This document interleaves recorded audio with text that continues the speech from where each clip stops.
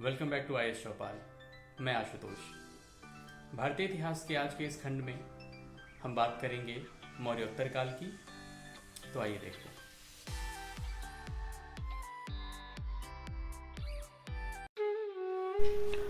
मौर्य साम्राज्य के पतन के बाद भारत का इतिहास दो भागों में बंट गया। मध्य एशिया से विदेशी आक्रमण हुए और इन आक्रमणकारियों ने उत्तर पश्चिमी सीमा प्रांत तथा मध्य भारत के एक बड़े क्षेत्र पर अपना अधिकार कायम कर लिया। वहीं देशी शासकों की हम बात करें तो जो क्रमबद्ध अगर हम उनके विवरण को देखें तो सबसे पहले शुंग वंश आया, उसके बाद कर्ण वंश, फिर सातवाहन और फिर चेदी वंश। वहीं विदेशी शासकों की हम बात करें तो सबसे पहले इंडो ग्रीक आए, उसके बाद शक आए, फिर पार्थियन और फिर कुषाण। और ये दोनों प्रवृत्तियां साथ साथ घटित हुईं। तो अब हम इन प्रवृत्तियों का क्रमबद्ध अध्ययन करेंगे। इससे एक प्रश्न पूछा गया है बीपीएससी 2001 में कि शुंग वंश के बाद किस वंश ने भारत पर राज किया। तो सबसे पहले हमने स्लाइड में देखा कि शुंग वंश के बाद जो वंश आया था वो था कर्ण वंश। तो इसका जो सही उत्तर होगा वो होगा सी।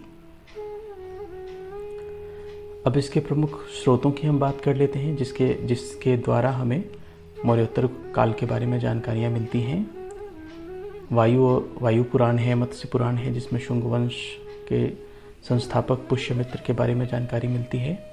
महाभाष्य से हमें यवन के आक्रमण के बारे में, हिंदी यूनानी शासकों के आक्रमण के बारे में जानकारी मिलती है, जिन्हें यवन भी कहा गया है। हर्षचरित, इससे हमें पुष्यमित्र द्वारा मौर्य नरेश बृहद्रथ की हत्या करके शुंग वंश की जो स्थापना हुई है उसके बारे में जानकारी मिलती है। मालविकाग्निमित्र जो कालिदास का है उसमें हमें इस काल के राजनीतिक पक्ष के बारे में जानकारियाँ मिलती हैं। दिव्यावदान में हमें पुष्यमित्र शुंग के बारे में जानकारी मिलती है। बेसनगर का अभिलेख है, उसमें हमें यवन राजदूत हेलियोडोरस के बारे में जानकारी मिलती है। और भागवत धर्म के बारे में हमें जानकारी मिलती है। भरहुत का लेख शुंग काल के बारे में जानकारी देता है। अयोध्या अभिलेख पुष्यमित्र शुंग द्वारा 2 अश्वमेध यज्ञ के बारे में जानकारी हमें देता है। तो सबसे पहले शुंग वंश की हम बात करें तो इसके जो संस्थापक थे वो पुष्यमित्र शुंग थे, जिन्हें अनार्य भी कहा गया है। 185 ईसा पूर्व में मौर्य शासक बृहद्रथ की हत्या करके ये सत्ता में आए थे। इनको कट्टर ब्राह्मणवादी माना गया है। पतंजलि पुष्यमित्र के राज पुरोहित थे। इसे बौद्ध विरोधी माना गया था। भरहुत स्तूप का निर्माण इन्होंने करवाया। इसके काल में ही यवनों का आक्रमण हुआ, हिंदी यूनानी शासकों का आक्रमण हुआ। इसके मृत्यु के बाद इसका पुत्र अग्निमित्र उत्तराधिकारी हुआ। देवभूति इस वंश का अंतिम शासक था। इसके मंत्री वसुदेव ने इसकी हत्या करके कर्ण वंश की स्थापना की थी। खारवेल का युद्ध, इसमें मौर्य वंश के अंतिम दिनों में कलिंग स्वतंत्र हो गया था और इसके राजा खारवेल जो थे उन्होंने मगध पर आक्रमण करके पुष्यमित्र शुंग को पराजित किया था। इसके बारे में जानकारी हमें हाथी गुम्फा अभिलेख से मिलती है। अब कर्ण वंश की हम बात करें जो कि 75 ईसा पूर्व से लेकर के 30 ईसा पूर्व तक था। इसके संस्थापक वसुदेव थे। ये भी ब्राह्मण वंश का था और इसने भी शुंग वंश की तरह ही ब्राह्मण और वैदिक संस्कृति पर बल दिया और उसको अक्षुण्ण रखने में अपनी महत्वपूर्ण भूमिका निभाई। उसके बाद आंध्र सातवाहन वंश आता है जो कि 30 ईसा पूर्व से लेकर 250 ईस्वी तक है। संस्थापक इसके सिमुक थे और इसका शासन क्षेत्र महाराष्ट्र, कर्नाटक और आंध्र प्रदेश था। इसकी भाषा प्राकृत और लिपि ब्राह्मी थी। सातवाहन वंश लगभग 3 शताब्दियों तक बना रहा, जो कि प्राचीन भारत में किसी एक वंश का सर्वाधिक कार्यकाल है। सातवाहन वंश के जो प्रमुख शासक हुए हैं उनको देख लेते हैं। शातकर्णी प्रथम, इसकी जानकारी हमें नानाघाट अभिलेख से मिलती है। इसमें हमें ब्राह्मणों को भूमिदान का पहला साक्ष्य मिलता है। हाल, जिसे महानतम शासक माना गया है, गाथा सप्तशती की रचना इन्होंने की है जो कि प्राकृत भाषा में है। गौतमी पुत्र शातकर्णी इन्हें भी महान शासक माना गया है। इन्होंने 2 अश्वमेघ तथा 1 राजसूय यज्ञ किया था। यज्ञश्री सातकर्णी ये अंतिम शासक थे और इनके सिक्के पर नाव का चित्र अंकित है। अब सातवाहन संस्कृति की हम बात करें तो प्रशासनिक व्यवस्था अगर हम देखें तो ये सामंतिक व्यवस्था का प्रथम साक्ष्य हमें मिलता है। 3 श्रेणियों में सामंतिक व्यवस्था जो है वो बटी हुई थी। पहला राजा था, दूसरा महाभोज, तीसरा सेनापति। जिले को आहार कहा गया था। गौलमिक ग्रामीण क्षेत्र का प्रशासक था। आर्थिक व्यवस्था की हम बात करें तो इसमें कृषि उपज का 6वां हिस्सा कर के रूप में दिया जाता था। घरेलू और बाह्य व्यापार दोनों होते थे। चांदी और तांबे के सिक्कों का प्रयोग होता था जिसे करशार्पण कहा गया है। सबसे पहले सीसे की मुद्रा का प्रचलन भी इसी संस्कृति से होता है। ब्राह्मणों और बौद्ध भिक्षुओं को करमुक्त भूमि प्रदान की गई थी। सामाजिक स्थिति की बात करें तो ब्राह्मण समाज था। गौतमीपुत्र सातकर्णी ने 4 वर्णों वाली व्यवस्था को स्थापित किया था। वर्ण व्यवस्था यहाँ देखने को मिलता है। महिलाओं की स्थिति की हम बात करें तो महिलाओं की स्थिति काफ़ी सुदृढ़ थी और मातृसत्तात्मक समाज का साक्ष्य मिलता है। पर्दा प्रथा नहीं था। महिलाएं शिक्षित और संपत्ति में बराबरी की भूमिका में थी। अंतरजातीय विवाह का प्रचलन देखने को मिलता है। कला और साहित्य की हम बात करें तो सातवाहनों की राजकीय भाषा प्राकृत और लिपि ब्राह्मी थी। कार्ले का चैत्य और अमरावती का स्तूप कला के दृष्टिकोण से एक उत्कृष्ट नमूना है। अजंता और एलोरा का निर्माण भी इसी संस्कृति की देन है। अब भारत पर आक्रमण करने वाले विदेशी आक्रमणकारियों को देख लेते हैं उनके क्रम के अनुसार। तो सबसे पहले हिंद यूनानी आए, उसके बाद शक आए, फिर पहलव आए, फिर कुषाण आए। भारत पर सबसे पहले आक्रमण डेमेट्रियस ने किया जो कि बैक्ट्रिया का शासक था 190 ईसा पूर्व में। इसने अफगानिस्तान, पंजाब और सिंध पर अधिकार कर लिया था। इसे ही हिंद यूनानी या यवन कहा गया है। इनमें सबसे प्रसिद्ध जो शासक था वो मिनांडर था जिसे मिलिंद कहा गया है। इसकी राजधानी शाकल जो कि सियालकोट है वर्तमान का, शिक्षा का प्रमुख केंद्र हुआ करता था। इसने नागार्जुन से बौद्ध धर्म की दीक्षा ली थी और मिलिंद प्रश्न और नागार्जुन के उत्तर के रूप में एक ग्रंथ संग्रहित है जिसे मिलिंद पन्हो कहा गया है। मिलिंद प्रश्न भी कहते हैं उसे। भारत में सबसे पहले हिंद यूनानी शासकों ने ही सोने के सिक्के जारी किए थे। इससे एक प्रश्न पूछा गया है IAS 2006 में, प्राचीन काल में भारत पर आक्रमणों के संबंध में निम्नलिखित में से कौन सा एक सही कालक्रम है?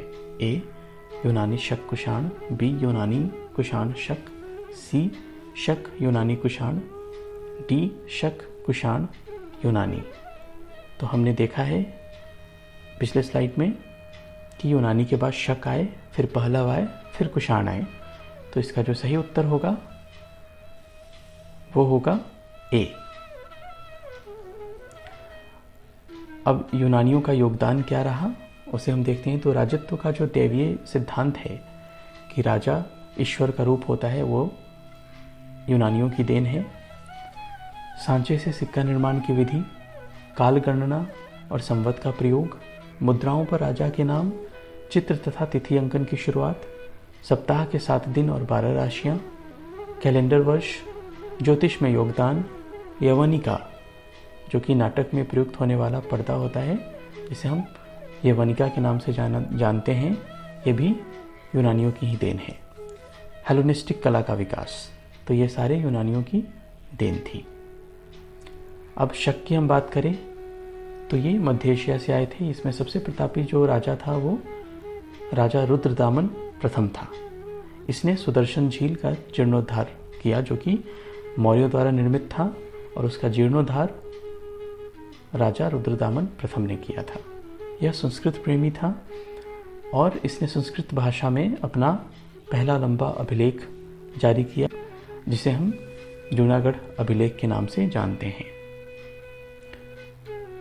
इसके पहले सभी अभिलेख प्राकृत भाषा में थे।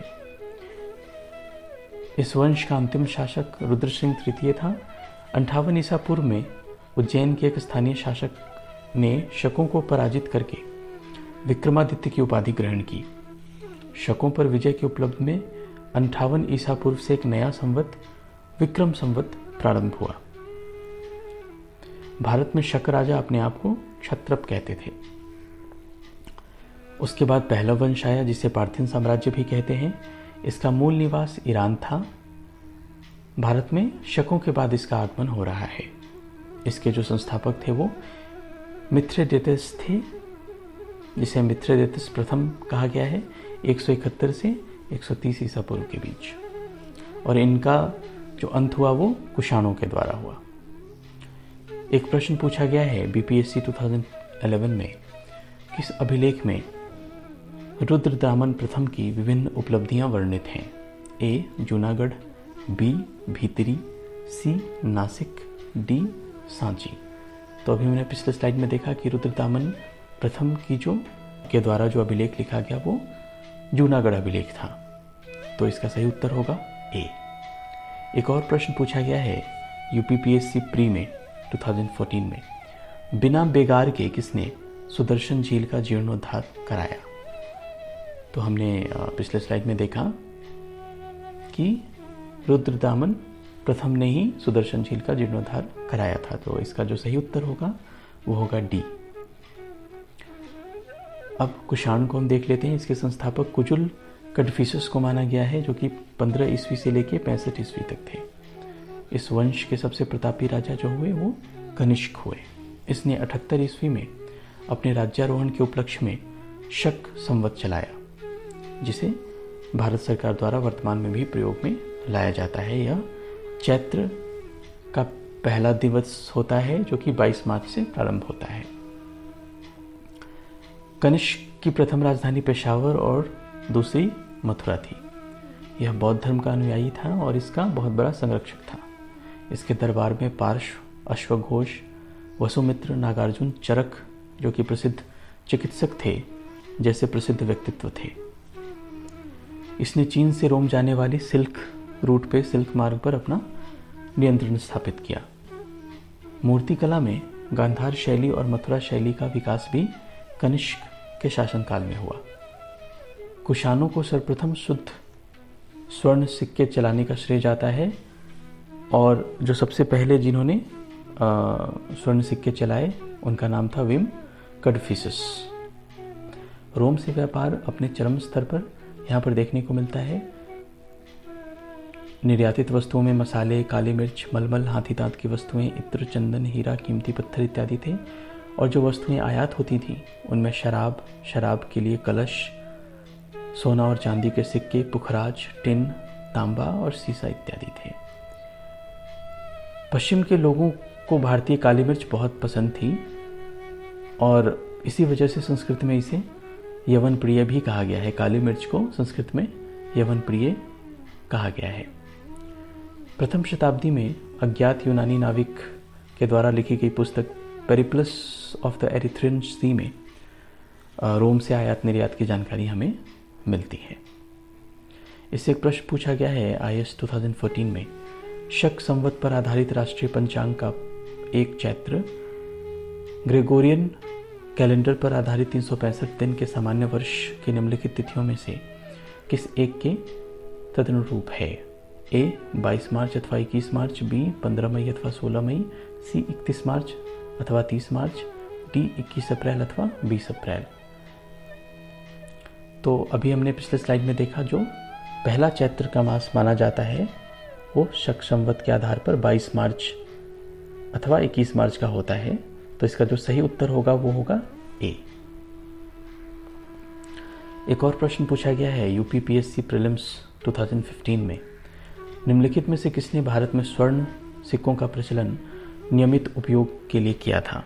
ए विम कड़फिसस, बी कुजुल कड़फिसस, सी कनिष्क ने, डी हरमवीज ने। तो अभी हमने पिछले स्लाइड में देखा जो स्वर्ण सिक्कों का प्रचलन नियमित उपयोग में जो कर रहा है वो विम कड़फिसस।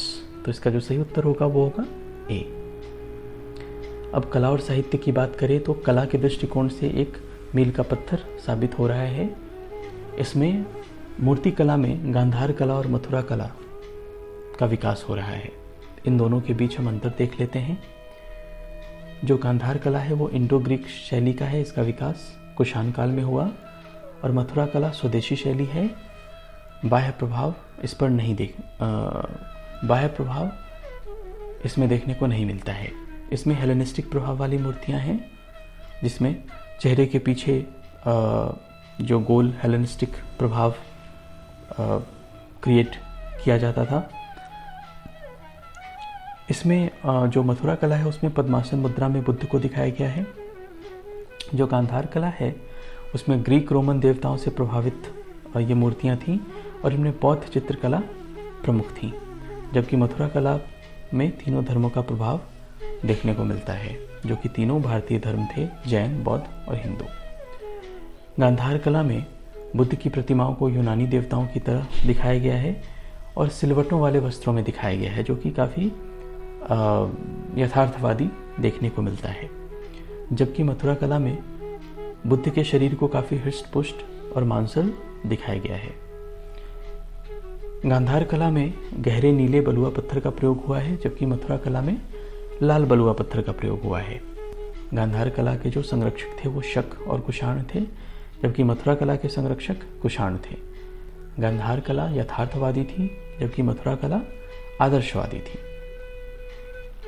अब मौर्योत्तरकालीन साहित्य की हम बात करें तो इसमें बहुत ही प्रमुख साहित्य की रचना इस कालखंड में हुई है, जिसमें महाभाष्य पतंजलि के द्वारा है, नाट्यशास्त्र भरत मुनि ने लिखा, गाथा सप्तशती जो कि हाल ने लिखा, चरक संहिता चरक के द्वारा, मिलिंद पन्हो नागसेन के द्वारा, कामसूत्र वात्स्यायन के द्वारा, सौंदरानंद और बुद्धचरित अश्वघोष के द्वारा, स्वप्नवास दत्ता भाष्य के द्वारा, चारुदत्ता भाष्य के द्वारा और उरुभंग भाष्य के द्वारा। तो दोस्तों ये था हमारा आज का खंड, जिसमें हमने मौर्योत्तर काल के बारे में बात की।